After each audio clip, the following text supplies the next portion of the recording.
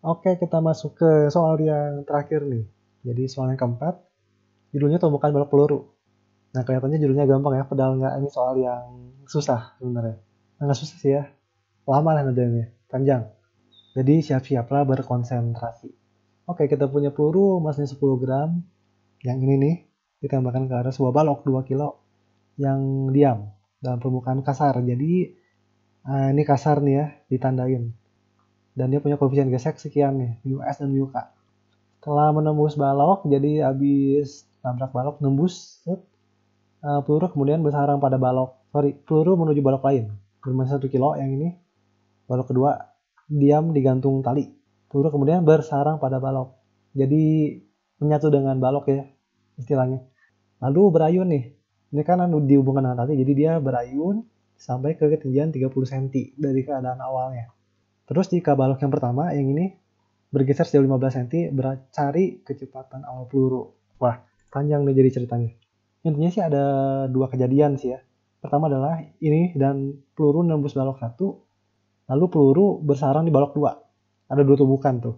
Nah, tumbukan yang pertama ini bikin ketika peluru ini nembus balok satu, dia bikin balok satu bergerak ke kanan sedikit. Tapi karena kasar, makanya nanti setelah gerak dia berhenti.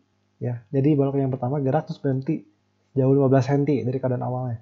Lalu hasil tumbukan kedua adalah peluru ini bersarang di balok 2 dan naik 30 cm berayun. Oke, kita tinjau satu-satu dulu kejadiannya. Jadi peristiwa pertama adalah kita tinjau tumbukan antara peluru dan balok satu.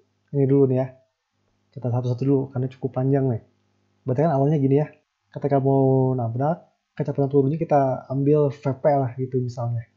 Nah, setelah nembus si balok, si peluru jadi berkurang kecepatannya harusnya, VP aksen, dan si balok punya kecepatan juga V1.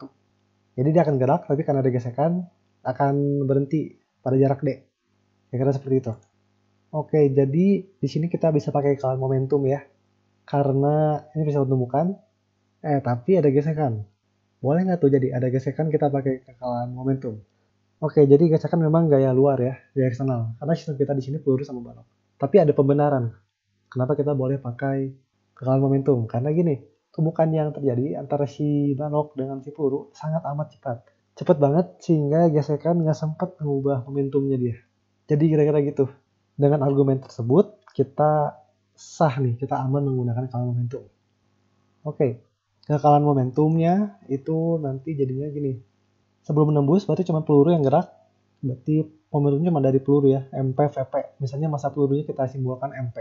MP dikali VP, ini sama dengan setelah nembus pelurunya jadi VP aksen. Terus M balok M1 V1 gini ya. Jadi yang M1 tuh punyanya balok. Oke, apa yang kita tahu? Cuman tahu masa doang, masa peluru sama masa balok. VP ini ditanya, kecepatan awal peluru. VP aksen nggak tahu. V1 nggak tahu juga. Aduh, nggak mau bantu ya. Karena 3 variabel lagi yang kita nggak tahu. Oke, kita perlu cari persamaan lain nih berarti ya. Ini dikit dulu deh. Ini persamaan satu gitu misalnya. Terus apa yang kita tinjau? Ini nih. Bahwa benda satu bergeser sejauh 15 cm. Nah, ini bisa kita manfaatkan informasi ini. Nah, sekarang jadi kita tinjau balok satu aja sendirian. Balok satu punya kecepatan V1 setelah tumbukan. Terus karena gesekan jadinya berhenti. Bisa pakai energi dong ya berarti. Jadi kita sekarang tinjau balok satu yang bergerak di bidang kasar. Jadi tentunya kita pakai rumus ini ya, karena ada gesekan pakainya W non konservatif yang adalah W gesekan ini sama dengan delta energi mekanik. Dan dalam hal ini nggak ada perubahan ketinggian, jadi delta EK aja. Oke, jadi pasti benda satu akan seperti ini ya gaya-gayanya, ada MG, ada N, ada FK. Maka dengan demikian W gesekan kita itu berarti karena benarnya gerak ke kanan sejauh D, tapi gesekan ke kiri minus usahanya F minus FK dikali D. Sama dengan kita tahu FK itu mu K dikali G normal. Jadi kita pakainya kinetik ya, karena lagi gerak kan. Dan G normalnya sama dengan MG, karena di sumbu vertikal nggak ada pergerakan. Jadi sigma F-nya sama dengan 0. Jadi gini ya. Oke, ini W gesekan sama dengan delta EK. Delta EK-nya adalah akhir kurang awal. Awalnya gerak V1, akhirnya berhenti si baloknya. Jadi 0 dikurang setengah M1 V1 kuadrat. Berarti ini M1 ya. Ya, ini bisa diselesaikan ya. Nanti pindah ruas aja. harusnya dapat seperti ini. V1-nya sama dengan 2 mu K GD. Dan kita udah tahu angka-angkanya nih. Mu K tahu 0,2, G 10, D-nya 15 cm. Ya, nanti dapat 0,77 meter per second. Nah, oke, ini disimpan nih. Karena ini pasti penting. Ini kecepatan balok sesaat setelah ditembus peluru. Jadi masuk nih ya, bersama satu kita dapat satu nih, V1. Tapi tetap kita nggak tahu VP aksen. Oleh karena itu kita nggak bisa nyari VP. Lanjut lagi berarti ya. Kita tinjau fenomena yang lain. Jadi ketika nabrak si balok 2 berarti. Tumbukan antara peluru dan balok 2. Jadi seperti ini. Sekarang pelurunya VP aksen, nabrak benda 2 yang lagi diam. Ini gantung begini. Nah setelah nabrak katanya pelurunya bersarang di balok. Jadi mereka akan gerak sama-sama. Berarti tumbukannya inelastik dong ya, tidak kelenting sama sekali. Jadi mereka akan punya kecepatan yang sama nih, balok 2 dan peluru setelah tumbukan, misalnya V gede. Nah, dengan V gede ini, keduanya itu naik setinggi H, yang adalah 30 cm. Oke, jadi terapin lagi ya kekekalan momentum ya.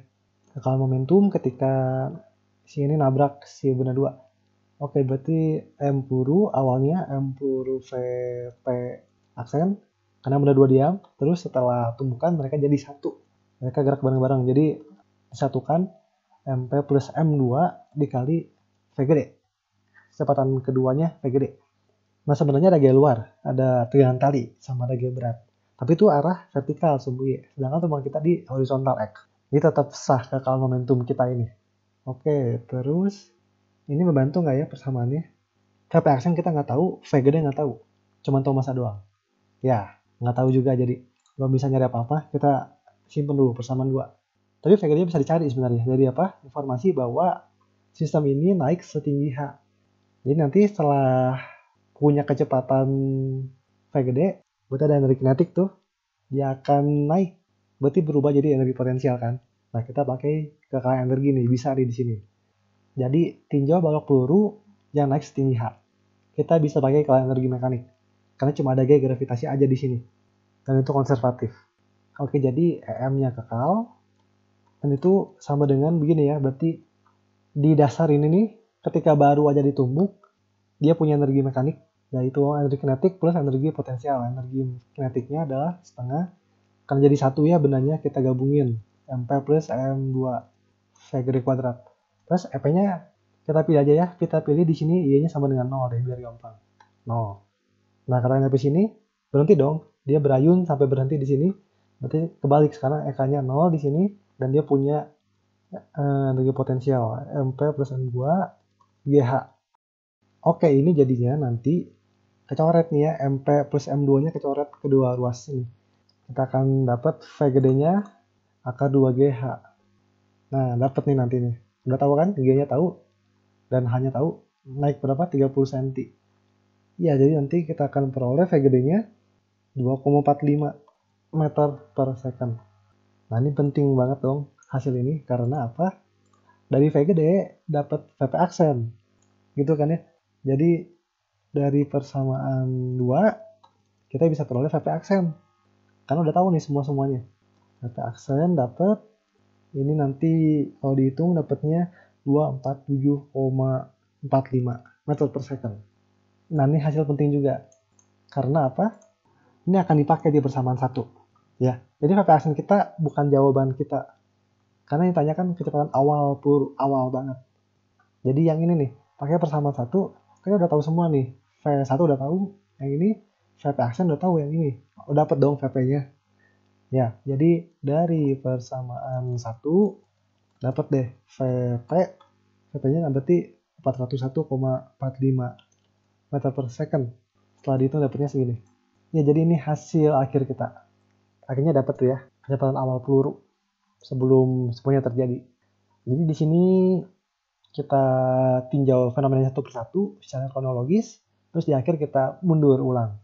Jadi memang kadang-kadang soal fisika seperti itu. Harus pede di awal. Belum tahu jawabannya, Bapak lanjut aja terus tulis rumusnya. Oke deh, sekian untuk pembahasan soal kali ini. Semoga ini sangat membantu dalam pemahaman kalian. Jangan lupa like, subscribe supaya makin banyak video seperti ini. Sampai jumpa di topik yang berikutnya. Terima kasih.